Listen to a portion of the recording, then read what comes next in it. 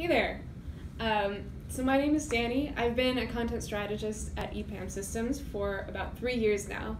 And in that time, I've seen the field of content strategy evolve quite a bit, both here within EPAM as well as outside at other agencies as well.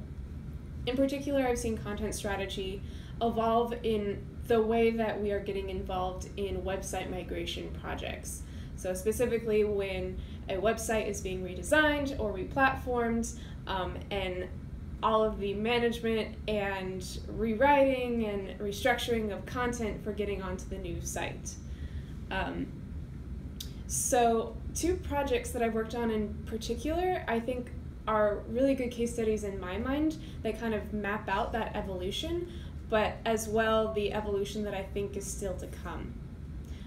So the first project was a regional utility website. They were replatforming to a new CMS, and we as content strategists came in kind of between design and development. Design kind of came in and said, these are the wireframes, this is the new information architecture. Now here you go, content strategists, make sure that like all the content gets done.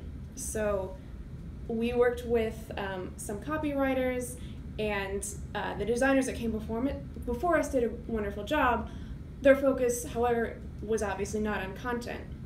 So that project was a really interesting kind of study in the way that design affects content and content affects design. Fortunately, we did have some freedom in getting the kind of content requirements seen through to, tweak wireframes here and there, tweak the information architecture here and there, but because we were coming in later, we did not have all the freedoms that we would have liked had we been involved earlier in the project. The second project, we were involved earlier in the process. So this second project was a global site, a roofing company that had a presence in 36 different countries.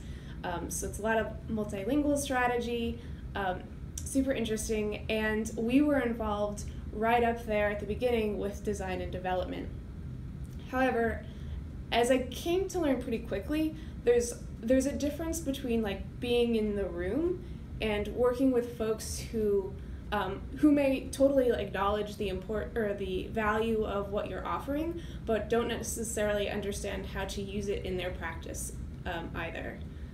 So the reason that I wanted to give this particular talk is to talk through some of the tactics and strategies that I found really helpful in these two very different kinds of content migrations, as well as kind of talk through some of the tactics I figured out along the way, or maybe opportunities I see for the future for collaborating with disciplines who have never worked with content strategy before.